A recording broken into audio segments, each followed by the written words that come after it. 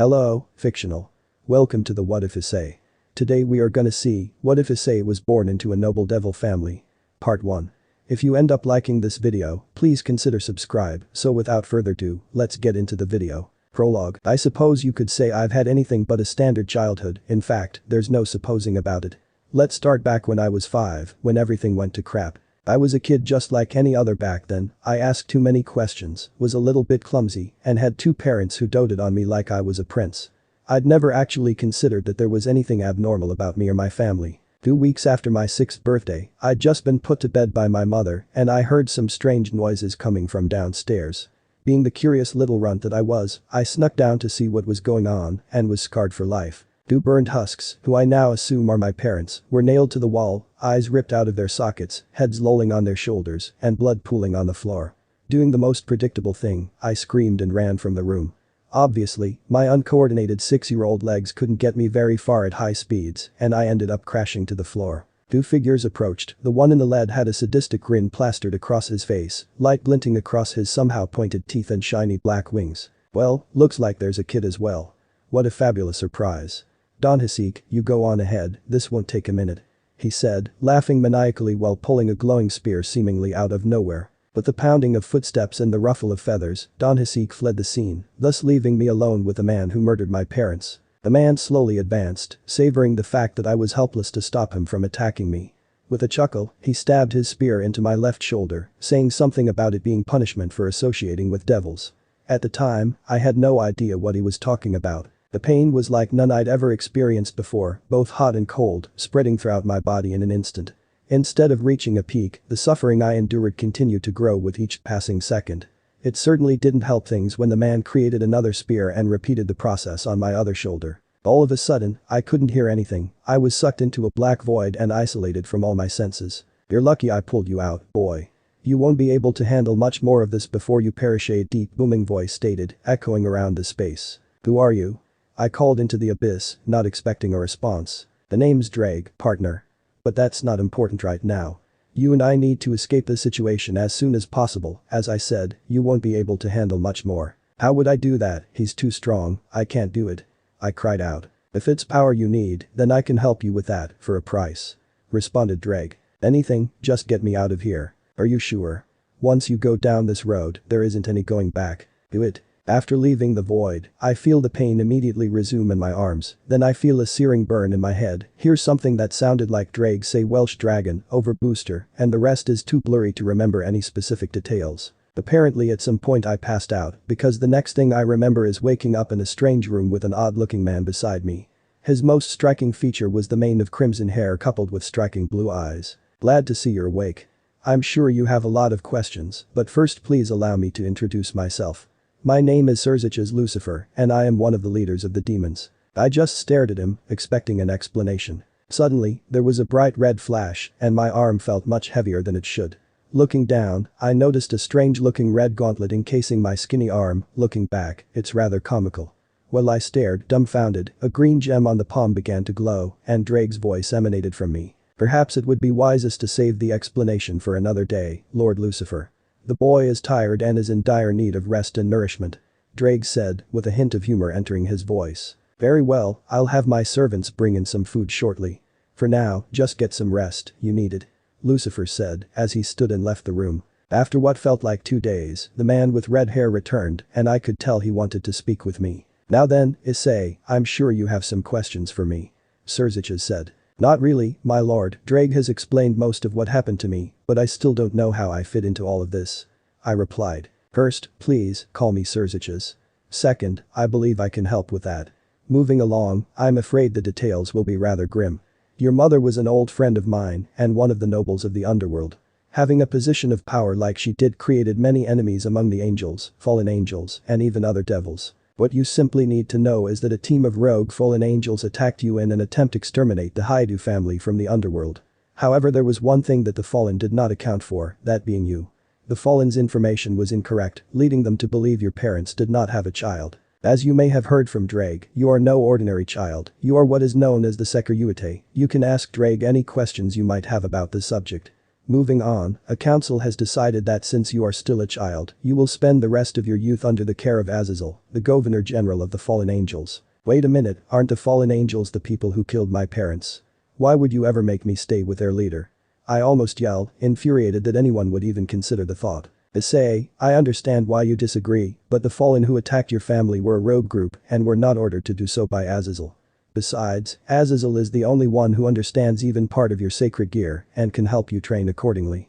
After all, you're technically devil nobility, which means that you'll have an appearance to uphold. IsseixOC says, attempting to try and reason with me. I guess I kind of have to, don't I? When do I leave? I sighed as the question left my mouth. Tonight. End prologue. I lived with Azazel for about 12 years and in that time learned to control both my devil powers and the power of the dragon that lived within me. Training wasn't always easy, especially when I wanted to rip the throat out of every fallen angel I saw, and there were a lot. I must say, however, that however much of a gigantic prick Azazel is, he does know about my sacred gear. Apparently, when I was a kid, Drake took a part of my body as payment for granting me the strength that I needed to fight back against the fallen angels. What was shocking was what Drake took, namely being the left portion of my brain. I'm still the one in control, but now I have analytical and logical skills better than any human, devil, or variation of angel. This mental ability, coupled with the natural aptitude I had as a devil, made me a nearly unstoppable force in the training room. After leaving the underworld, I decided it was high time to track down the bastards that killed my family. I started by going to IsseixOC's, mainly to see what my status as a noble could do in order to gain a step up on the rogues. I was issued my own set of evil pieces, however I decided to hold off building a peerage until I'd gotten closer to my goal. Major time jump, by the way. The time is now concurrent with the series. Last night, I got word from Azazel that the Fallen who killed my parents were back in Kuo and about to pull off something big. Luckily, I was in Tokyo at the time and didn't have to travel very far, however it was kind of strange staying in my old home. Sticking with a plan I'd developed, I used magic to regress my physical appearance to that of a 17-year-old and enrolled at Kuo Academy, a nearby school. Thinking over the information I received from Azazel, I walked towards the front gate of my new school. Walking underneath the iron archway, I stroll down the path and see two people running from a squad of girls. I stop walking just to stare at the spectacle, and the running pair immediately veers off of their current course and run towards me. Please. Help us. Screams one of the boys, his glasses barely staying on his nose. The two run up and cower behind me, the girls fast on their heels. So, if you don't mind my asking, what did they do? I asked the girl leading the pack. Those two perverts were peeking in on the girls' locker room when the kendo team was changing. It's about time that they take responsibility for their stupidity and face their punishment like men. She says, seething with rage, apparently not noticing the perverts in question sneaking away. I quickly turn around and grab glasses by the hair, holding him in front of my while I say in his ear. Dude, if you're going to peek in on the girls, at least be discreet about it. I toss him on the ground in front of the girls and say he's all yours. I've seen some vicious fights, and I'm no stranger to extreme violence, but what the girls are doing to that poor boy is almost too much for even me. I don't think he'll ever be able to walk straight again. I walk away, trying to tune out the cries of terror and pain coming from the boy. Mitsuda. Don't just leave me. I hear him shout, just as a shinai makes a sickening crack against his skull. Walking towards the faculty offices of the school, I get the feeling that I'm being watched. Greg, can you sense anybody who might be watching us? I ask. As far as I can tell, it's a woman, she's in the building to your right. He replies. Turning my head slightly, I see an older building and a woman with blood-red hair standing at one of the upstairs windows. I immediately tense up, detecting the distinct aura of a devil. Greg, are you picking up on this aura? I say, hoping to affirm my suspicions. She's most certainly a devil, and IsseixOC's younger sister at that. I'm detecting one more person in there with her, another devil, by the looks of it. I'll deal with them later. Any luck locating the fallen angels? I can't home in on an exact location, but they're definitely in this town. Be on the lookout. Continuing to the faculty offices, I retrieve my schedule and proceed onward to class. My homeroom teacher, a middle-aged man with kind eyes and a perpetual grin, introduces me to the class, and I'm met with a flurry of questions. Where did you live before you moved here? Where are you staying now? And my personal favorite, how could you leave Motohama to the kendo team like that? Man, that was uncool. The rest of the day is rather uneventful, and I'd be lying if I said I didn't fall asleep at least once. I start to walk home, and as I'm crossing a bridge over a road I hear somebody call out to me. Excuse me, are you Issei Hyoudou from Kuo Academy? A girl asks. I turn around and see a girl about 17, wearing the uniform of another school, a red blazer over a white shirt coupled with a black skirt. Yes. How can I help you? I ask in return. Well, are you seeing anyone at the moment? Deciding to play along, I reply, not really. I'm so glad to hear that. Would you like to go out with me? She asks, a hint of earnestness creeping into her voice. What did you just say? I ask, feigning confusion. Well, I saw you pass by here this morning, and at that moment I knew you were my. She pauses to take a shaky breath and compose herself. Please go out with me. She says, her cheeks bright red from blushing. If you'll have me, I'd be happy to. She squeals in delight, gives me a peck on the lips, and begins to skip away. By the way, I call after her, if you're going to try to play human, at least attempt to conceal your aura. Seriously, Rainer, have you learned nothing growing up with me? If you're going to try to play human, at least attempt to conceal your aura. Seriously, Rainer, have you learned nothing growing up with me? She stops moving and tenses up, balling her hands into fists. Turning around and scowling, she says. Geez, Ice-kun, you just don't let me have any fun at all, do you? So what we did before I left doesn't count as fun. I quit back. Touché. You know, I was serious about that date on Sunday. The offer still stands. She says, looking more than a little hopeful. My, Ray-chan, growing attached, are we? I suppose I'll have to accept, I can't have you dying of loneliness on me. I taunt, a sly grin crawling its way onto my face. Screw you. She says, smiling to show it's all in jest. I'm pretty sure you already did. I respond. Yeah. I've got to go. She says as she begins to walk away. She turns around and looks me dead in the eye.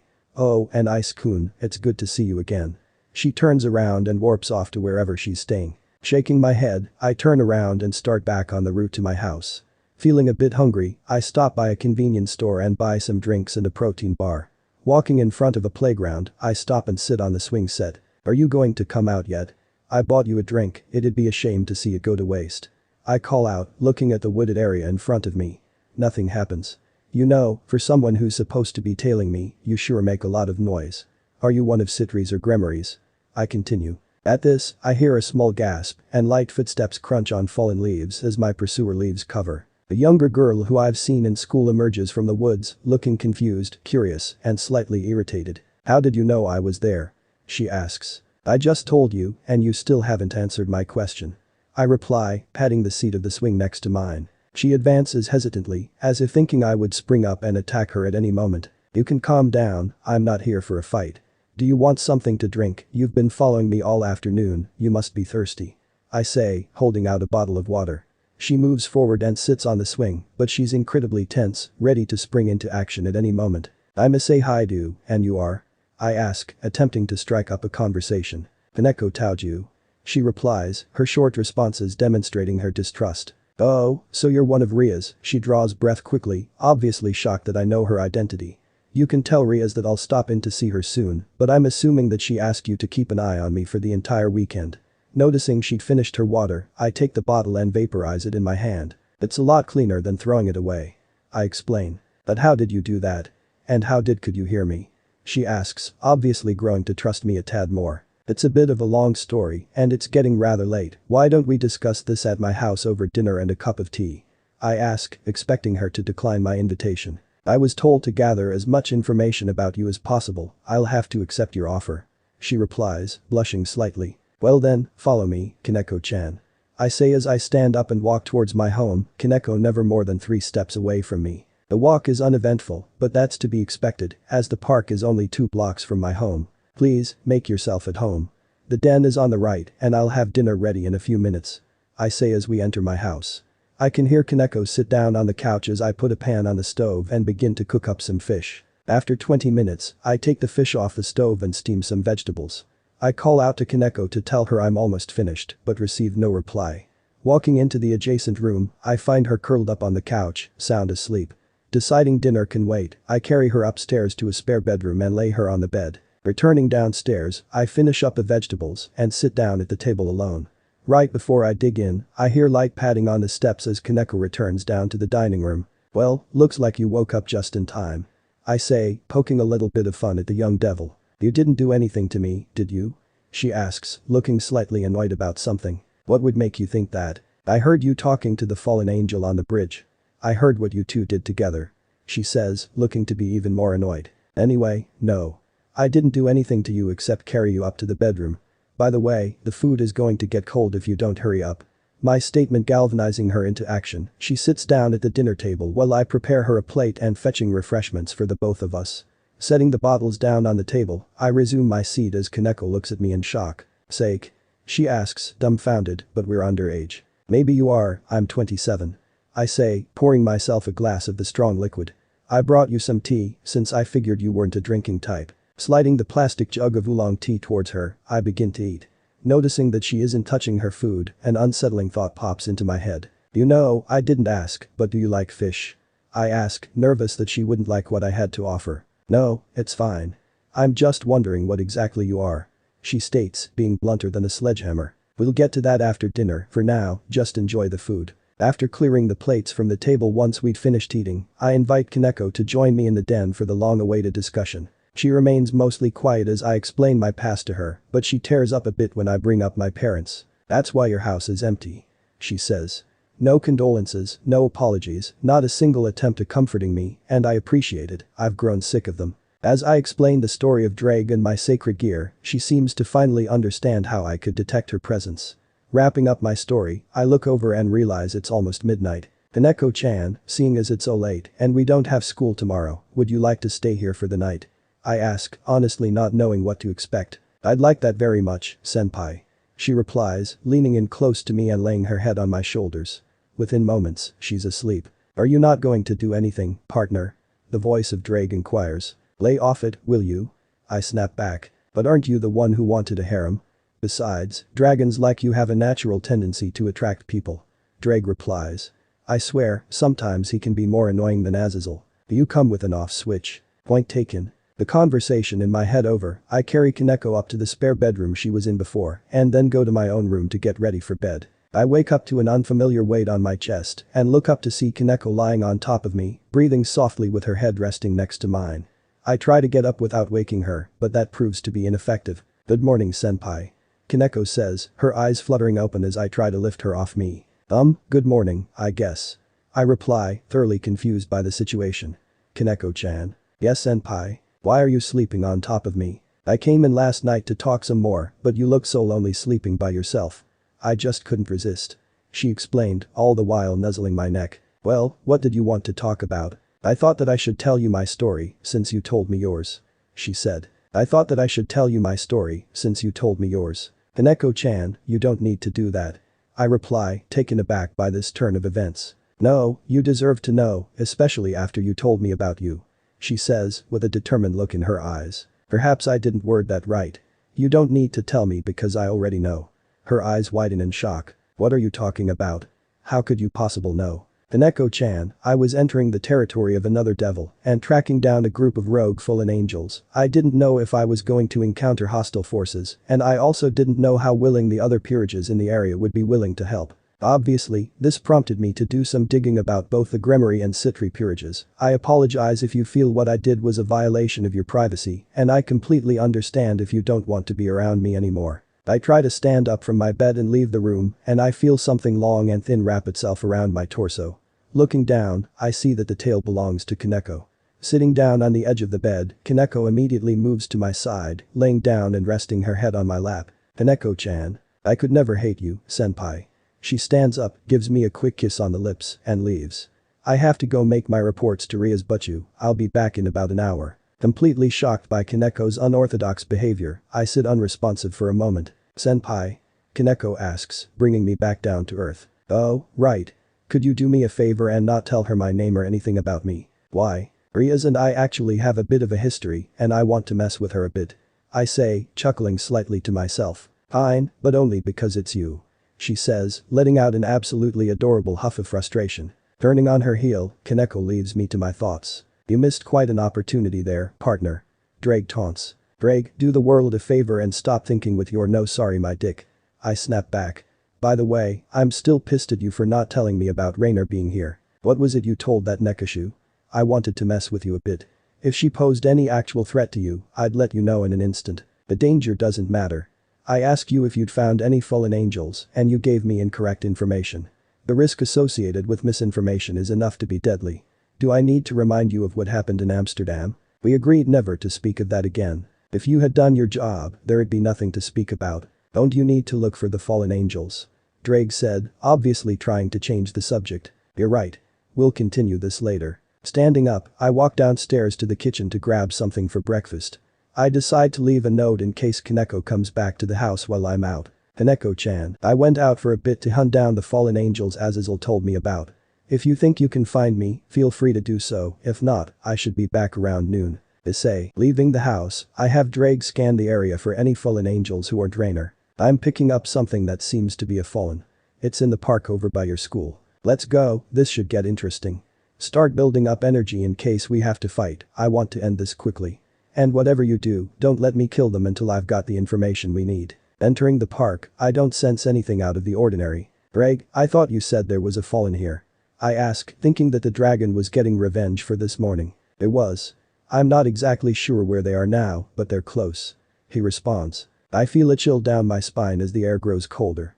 Suddenly, the park is surrounded in an iridescent field of light. Look what we have here, a stray devil without its master. Sneers a voice from behind me. Your research, I don't have a master. I reply, without turning around. By the way, thanks for setting up a barrier, now I don't have to worry about the humans who might get in the way. There's no way a weakling like you could be a master. The fallen shouts, disgust adding a harsh edge to his voice. I turn around just in time to watch him summon a spear of light and throw it at me. Time seems to slow down as I watch the spear hurtle through air on a collision course with my chest. From what I can tell, you've got two options. 1. Dodge by rolling out of the way. This allows you to escape unscathed, but will leave you open for a follow-up attack for 2.8 seconds. 2. Equip the gauntlet and catch the spear. This will allow you to throw it back at the fallen, however, if you don't equip the gauntlet in time, you will sustain massive damage. Drake says, explaining the situation. What's the time window for equipping the gauntlet? You'll need to start within the next 0.5 seconds. That's what will seem like a minute to you. Excellent. As soon as I grab the spear, I want you to help improve my aim to take out his left leg. Understood. As time begins to speed up again, I've already begun to equip the gauntlet that my boosted gear manifests in. Light, a substance that is toxic to devils, should theoretically have no effect on the gauntlet, as the boosted gear itself is draconic. I'm at full speed once again, I pluck the light spear out of the air. The fallen angel's face contorts into one of both anger and utter bafflement. I focus pinpointing on the fallen's kneecap, I throw the spear back at my assailant. As soon as the light pierces the fallen's leg, the smell of burning flesh permeates the air. The angel falls over, clutching at his injury. Within seconds, I'm on him. Now, fallen angel, you will answer every question I ask honestly, or I will vaporize you, 1 centimeter at a time. I snarl, igniting a fire in my free hand for emphasis. Question 1. What is your name? Kiss my ass, devil scum. He yells, spitting in my face. Now, kiss my assin, that doesn't sound right to me. Why don't you tell me your real name? I lower my hand on his injured knee and engulf it in flames. I pose. It's I pose. Please. I'll tell you whatever you want to know. He screams. Removing my hand from the smoldering husk of his leg, I smirk. Now, was that so hard? Where are you based out of? I don't know, I swear. I just arrived today. I was told I'd be contacted by Don Hisek and then he'd show me where to go. He says. Monitoring his heart rate, I can see that he's not attempting any deception. Don Hisek? I can't believe it. Where were you supposed to meet him? He was going to find me. All I know is that they've got a huge team of exorcists on the lookout for new recruits. Last question. What are you planning to do? All I know is that a nun is coming to town in a few days and she's got some kind of sacred gear. I'm not sure what they're planning, but it's got something to do with her. You're sure you don't want to say anything else? I ask, reigniting my hand and holding it up to his face. That's it, I swear. Please don't hurt me. He cries. Thank you for your cooperation, I promise I won't hurt you. Say as I stand up. I level my gauntlet at his head. Dragon shot. All that remains is a smoking crater. See? That didn't hurt a bit. I mutter to myself. With the caster dead, the barrier around the park crumbles, and all of the environmental damage reverts to the state it was before the confrontation. Senpai. What were you thinking? I'm shocked to see Koneko standing at the park entrance. Koneko-chan. How much did you see? I ask, preparing myself to enter damage control mode. Everything after you caught the spear. She replied. I can't believe you, senpai. Koneko-chan, I understand that must have been a shock for you to watch, but I don't care about that. What were you thinking? How could you go looking for a fallen angel alone? Do you have any idea how I would feel if something were to happen to you, if you died? She moves towards me slowly, tears glimmering in her eyes. Koneko-chan, calm down. I'm fine, you don't have to worry.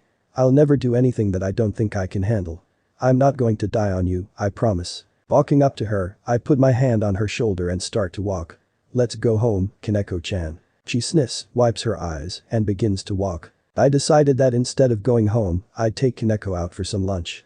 Even with all of my reassurance, she didn't calm down much, so I figured that she needed something to take her mind off of the fight in the park. Sitting in the patio of a nearby cafe, I order coffee for myself and a parfait for her. "Senpai," she says, breaking the silence that stood between us. "Yes, Koneko-chan." I respond, thankful that she's even willing to speak to me. "How do you know Rias G?" she asks, me just being thankful it's not a question about the fallen angel in the park. After my parents were killed, I was taken in by IseixOC for a little while before I was entrusted to Azazel. Back then, all he really did was help along my recovery, but after I left Azazel, I went to my family's land in the underworld and did some work for the Gremory house. One of my jobs was to look after IseixOC's little sister, who was 9 at the time. The rest of the staff thought it would be fitting, seeing as I never had much of a childhood myself. 7 years later, when Rias was 16, I decided it was time I go out and look for answers about the fallen angels who killed my parents. Let me just say, I have yet to see her more upset than she was the day I left. I let out a small chuckle at the memory. Oh, that reminds me of something. When Rias was asking you to watch me, did she give any indication she knew it was me? Not that I could tell. She didn't mention you by name, and all she said was that you had a very powerful aura. She replies with a hint of could it be jealousy? Fantastic. I start grinning as I begin to formulate a plan. This gives me an absolutely great idea, but I can't do it without your help. What do you say? Are you in? That depends, what are you planning and how am I involved? She says, looking apprehensive to say the least. One of my greatest skills is illusion magic, and using it I can look like anybody. I'm thinking on Monday, when I go to see Rias and the rest of your peerage, I use magic to look like you. Obviously, I don't intend to do it without your permission, but I think it would be a great way to mess with Rias. I'm not sure if you know this, but she doesn't handle sudden surprises very well. I don't see why I can't, as long as you can promise you won't get in any trouble. Koneko replies, blushing slightly. Relax, it'll be fine. The rest of the time in the cafe is spent in relative silence, me sipping my coffee and Koneko digging into the parfait that's bigger than her head. Standing up to leave, Koneko moves over to my side and takes my hand in hers. "Koneko-chan, is something wrong?" I ask, slightly confused by her actions. "No." She replies, blushing furiously. "How oblivious can you get? It's obvious that she has feelings for you." The voice of Drake resonates in my skull. "What are you talking about?" "She's just worried about me." I think in response. "The weird echo voice is right, senpai." Koneko says, ducking her head and squeezing my arm against her small body. Pulling back in shock I stare at her. "Koneko-chan?" I say, dumbfounded. "Do you not feel the same way?" She asks, looking panicked, her eyes filling with tears. "Back up for a second. How could you hear Drake?" She was holding on to the arm the sacred gear manifests on. "My voice resonated through your hand and into her." Drake says, speaking out loud this time. "Senpai, what's that voice?" Koneko asks, tears trickling down her cheeks. "Koneko-chan, this is Drake, the Welsh dragon. He's the one I told you about last night, the reason I got to be so powerful so fast." "Oh. I understand. Anyway, about what he said earlier, do you feel the same way?" She asks, taking a slight step back and clutching her hands to her chest. "Koneko-chan. I do, but that's the very reason that you need to keep your distance from me." She looks crushed. "Senpai, what are you saying?" She asks, tears flowing freely down her cheeks. "In a few days, I'm not entirely sure when, I'm going to be launching an attack on the fallen angels who killed my parents. From what I understand, there are 3 of them, and they have a small army of exorcists. From the way things are looking," I let out a sigh, "from the way things are looking, there's a very small likelihood that I'll be coming out alive." She lets out a small sob and runs forward, wrapping her arms around me. "I'll go with you," she says, pressing her face into my chest, trying to hide her tears. "I know you would, that's one of the reasons you're so great, but I don't want to risk you getting hurt. Perhaps I might be able to help you too," says an all too familiar voice from behind us. Turning around, I see Rias standing there with arms crossed and her eye twitching. "Rias Butchu," Koneko stammers, obviously shocked by the sudden appearance of her master. "Koneko, you have 1 minute to tell me exactly who this person is and why you didn't tell me truth this morning," Rias says, obviously frustrated. "Well, Rias, I'm kind of hurt." I say, "Sure, it's been 2 years, but to think that you'd already forgot about me. And after such heartfelt words as I was leaving." "Wait, it couldn't be Issei." She gasps, blush shooting to her face. "Well, it certainly isn't Sererg." I taunt. Grinning like a fool. "But do you think we can help I senpai?" Koneko says, reminding us of her presence. Well, I can't order you to, as that could be seen as a declaration of war. However, if my peerage were attacked without authorization, then I could punish them and not incur any unwanted conflict. Taking this to be a sign of approval, Koneko breathes a sigh of relief. Thank you Butchu. She says, grateful for the chance to help me. For what, Koneko-chan? She asks, obviously understanding. I start walking away from the two devils, hoping to extricate myself before all hell breaks loose, because Rias is still the same as 2 years ago, she's going to get extremely possessive of me, and I want to avoid any fights. Sunday morning comes with unexpected developments. I wake up to find both Rias and Koneko sleeping in my bed, Koneko planted firmly on my chest and Rias hugging me from the right. Opening her eyes, Rias lets out a yawn and hugs me closer to her, apparently naked, body. Rias? What are you doing? I shout, sitting up and accidentally throwing Koneko onto the bed. Oh, good morning Issei. Rias says, reaching her arms above her head and baring her breasts for the world to see in the process. Put some clothes on, Rias. I yell, completely flustered by the situation. What's the matter, Issei? Don't like what you see? Rias asks seductively, running her hands through luscious red hair. Koneko, in an equal state of undress, moves towards me. Wrapping her arms around my torso and burying her head in my chest, she begins to speak in a timid voice. Are we not good enough for you, senpai? She asks, obviously afraid to hear my answer. That's not the issue here. I shout back, covering my eyes and panicking. You'll have to excuse him, he's not used to being caught off guard like this. Drake tells the two women. You stay out of this. I yell at the dragon. Just trying to help, partner. Just relax, Issei, most men would kill to be in your position right now. Rias says, leaning forwards and kissing me full on the lips. Suddenly, the air grows cold. A chill travels up my spine, and I can sense the distinct energy signature of holy weaponry. Rias, are you feeling this too? I ask, summoning the boosted gear on my arm and taking a combative stance. Before Rias has a chance to respond, the door to my room explodes in a shower of splinters. Hiluo shitty devils. Says an extremely grating voice from beyond the smoke. Shit. Koneko, Rias, get out of here now. I shout, stepping between the two ladies and the doorframe. What have we here? Is the shitty devil scum getting protective of the ladies? Asks the voice of the intruder. Attempting to buy time while Rias and Koneko escape, I step forward, engaging the enemy. You know, Freed, it's generally considered bad form to barge in while a man's in bed with his women. I taunt. That may be, but shitty devils like you don't have such rights. Yells the voice of Freed Selzen, my least favorite exorcist. Freed steps through the door, wielding a light sword and pistol, waving them about like an idiot. With Koneko and Rias finally teleporting away, I begin to go all out. You'll pay for what you did to my house. I yell as I charge the exorcist, the glow from my sacred gear glinting off of his white hair. Just put it on my tab. Taunts the exorcist, swinging his sword like a madman. Jumping out of the way, I punch Freed in the stomach, putting all of my power behind the blow. Unable to brace for impact, Freed is lifted off of his feet and thrown through the roof of my home. Boost. I hear Drake say, signaling him building my power. Jumping up through the newly created hole in the roof, I use my devil wings to fly up to the limp body of the exorcist. Get ready, Selzen, because this is gonna hurt. I warn, slamming my fist into his face and sending him plummeting down to my house. The sheer force of the impact caused the entire structure to crumble inwards, trapping the exorcist inside the rubble. Well, that takes care of that. I say to no one in particular, beginning to fly away from the scene. I begin to think on where Koneko and Rias might have teleported to, and decide that the best place to start would be the school. Flapping my wings and flying northeast, I begin to travel towards my targeted destination. I'm not in the air for long when black feathers start to rain down around me. Looking upwards, I can see Rainer hovering above me. Now Ice, I hope you didn't forget about our date. Ray, if you couldn't tell, I'm a bit busy right now. I need to find Rias and Koneko-chan before they start to worry. It's considered bad form to talk about other women while you're on a date, Ice. Clearly turning around what I said to Freed. Besides, those two can stand to be separated from you for a little while.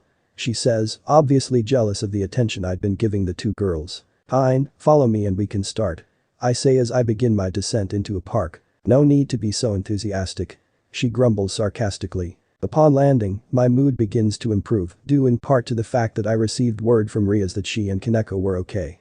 Deciding to make the most of the day, I take Rainer shopping for some clothes.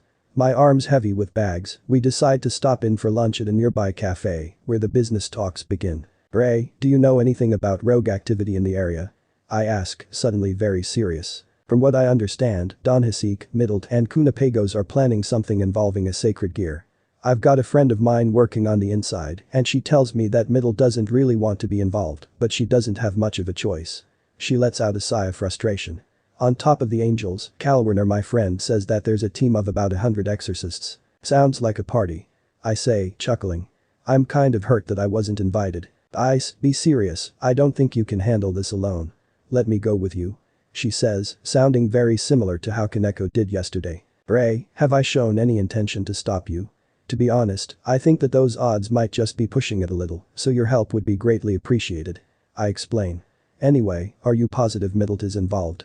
This doesn't really seem to be her style. From what Calwerner says, Middle's against the entire idea, but Don Hisei's making her do it. How is Don Issei forcing Middle to do anything? She's not exactly the type to care about blackmail. I'm not entirely sure, but if we attack them, she might be inclined to help us out. Especially since we could use her to get close to Don Issei and Kunapagos without raising suspicion. Sounds like a good plan to me. I've already got some info from a lower-ranked angel named Ipos. Apparently there's a nun coming in who's got a pretty powerful sacred gear, and whatever they're planning involves that. I'd like to have this nun in my peerage, the sacred gear could be useful, so I want to hold off the attack until she gets here. Has Calwerner told you about where they're operating from? She said that they've set up a base in the abandoned church on the east edge of town. I let out a growl of frustration, angry at my not thinking of that. Is something wrong, Ice? Rainer asks, worried about my behavior. I'm just mad that I didn't think of the church. I mean, really, it's so obvious. I let out a sigh and rest my head in my hands. Meanwhile, Rainer is sitting across from me trying to stifle her laughter. Well, I'll just leave you to your thoughts. I'm going to go check up and see if I can get anything else out of Calwerner. She stands up to leave, grabs her purse, and pats me on the head. I look up, confused. What was that? I ask, slightly annoyed. Instead of a verbal response, Rainer leans in and kisses me full on the lips. Pulling back, she smiles and teleports away. After she leaves, I sit there dumbfounded for what feels like an hour. Excuse me, are you alright? I hear a voice ask. I turn my head and stare, taking in the side of the speaker. She's dressed in the traditional outfit of a nun, a green habit with a white cowl. Underneath the cowl, I can see clear green eyes and slivers of blonde hair. The entire effect of her appearance put together would be enough to be mesmerizing if it weren't for the cross around her neck. I'm fine, thank you for worrying about me. I reply, somehow eliciting a shocked look on her face. You speak Italian? Fantastic. Would you mind showing me the way to the nearby church?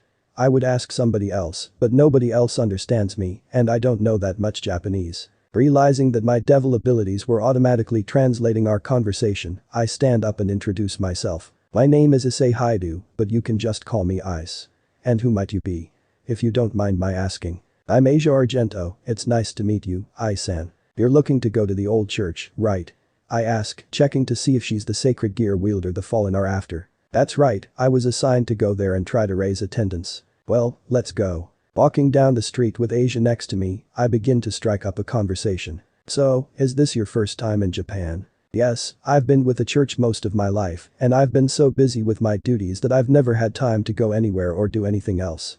She replies, looking somewhat wistful. Is something wrong, Asia? No, it's nothing. I was just thinking about some things. She answers, attempting to avoid talking about what's really troubling her. Before I can press for more details, Asia's head snaps up and she looks into a park on our left. Her gaze immediately hones in on a young boy on the ground, clutching his knee.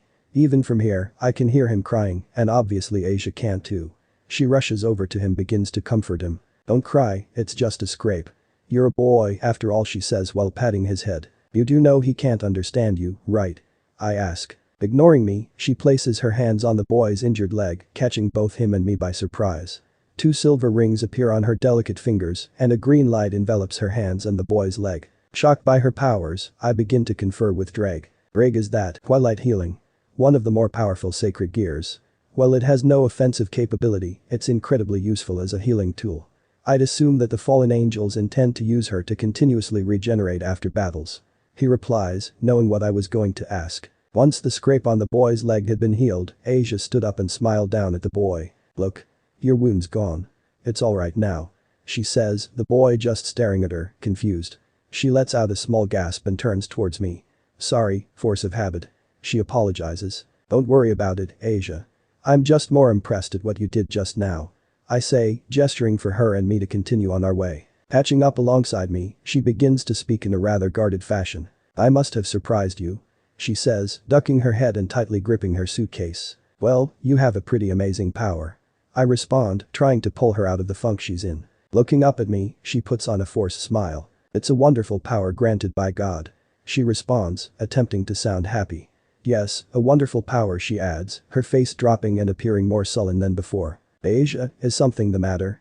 I ask, hoping to understand more of her background. Oh, no. I'm sorry, just sinking into thought again. She answers, snapping back to reality to dodge my questions. You seem to be doing that a lot. It's not my business to pry, but if you want to talk, I'm here. I say, trying to get her to open up to me. It's nothing, I-san. I really appreciate your concern, though. She says. If you say so. I say, attempting to act aloof. So, there's a restaurant over there, and you must be getting hungry. How about we stop for lunch before I drop you off at the church? After checking the time, she nods. I have some time before I need to get to the church, but I don't have any money left. She says, again putting on the sad look I've grown to despise. Don't worry, I've got more than enough money to pay for the both of us. I guess lunch is on me today. I say, chuckling in an attempt to bring up her mood. I guess so. She says, giggling slightly at my antics.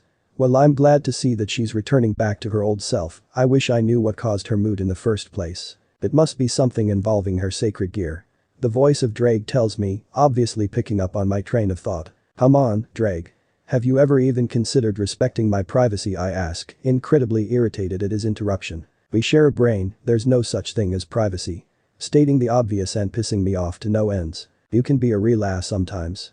I say, getting more irritated by the moment. Does that mean that you're half an ass? He quips, attempting to be funny. I'd kill you if it didn't mean killing me. I growl, sneering. I-san. Why do you look angry? Is something wrong? What do you mean, you want to kill me? I hear Asia ask hysterically, apparently I spoke the last part aloud. Oh, did I say that out loud? Sorry, I was just thinking about something that happened online a couple of weeks ago. I lie, attempting to quell her panic. While she accepts my lie, she still seems to be more wary of me than before, but I guess it's understandable. I did just say I wanted to kill someone. After we arrive at the restaurant, Asia tries to strike up a conversation to fill the void of silence that's been between us for the last few minutes. So, I-san, how did you learn Italian? She asks. Taking a moment to plan my response, I begin to confer with Drake. Well, I can't exactly tell her that I'm a devil and it comes naturally to me. Agreed, I think the wisest course of action is to tell her a bent version of your story and say that you picked it up on your travels. One problem, I still look like a 17-year-old. Just say you traveled with a family member. Good idea. This also gives me a chance to play up to her soft side. I want you to plan out a story and guide me through it while I talk. Understood. But the exchange finished, I let out a small sigh. It's a bit of a long story and some of the details are pretty grim. Are you sure you want to hear it? I ask, buying time for Drake to fabricate my past. If you want to talk, I'm here. She says, obviously alluding to our previous conversation. The entire brouhaha she giggles at my word choice started when I was 6. Some thieves broke into my house and killed my parents while on the job. She lets out a gasp, tears rushing to her eyes. I was taken in my uncle, who was always traveling for work.